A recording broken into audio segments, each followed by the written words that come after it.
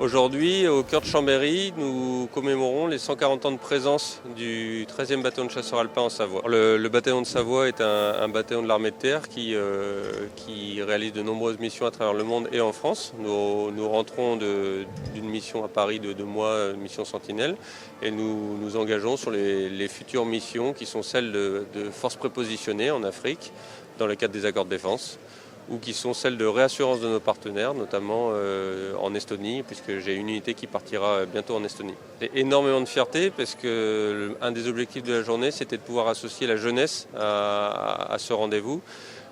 Pour moi, le 13e BCA a une double identité. C'est à la fois un patrimoine mémoriel, comme vous avez pu le voir durant les expositions, et un patrimoine vivant, comme vous pouvez le voir derrière moi, avec la jeunesse qui est présente. Et c'était vraiment le cœur de cette journée. La matinée donc, a commencé par le défilé de l'ensemble des troupes, presque 600 personnes, et également la brigade motorisée. Et là, donc, nous sommes en train de visiter le village mémoire, si je puis dire, c'est-à-dire l'histoire en fait du BCA, 13e BCA, avec pour moi, je trouve, l'affirmation très nette d'un lien d'une forte intensité entre le 13e BCA, Chambéry et la Savoie d'une façon générale. Donc c'est important de se rapprocher un peu de la population chambérienne et démontrer en fait que le 13 il est toujours là et depuis 140 ans il n'a pas bougé. C'est une année, on va dire, de préparation surtout à un engagement donc l'année prochaine, donc sur un théâtre d'opération, et on a déjà une compagnie qui se prépare à partir dès à présent au mois de novembre à l'Est en Estonie. Écoutez, on a été déjà plus qu'agréablement surpris d'avoir tout ce monde hier soir sur la place du Palais de Justice à Chambéry pour la petite cérémonie nocturne.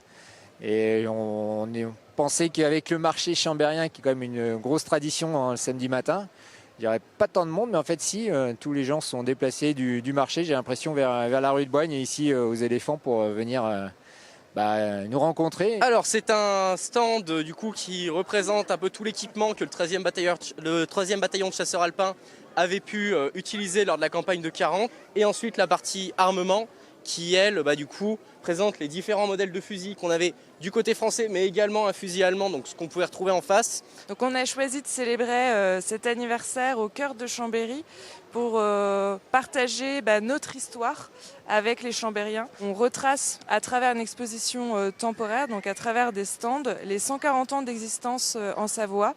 Donc chaque stand a une période bien définie.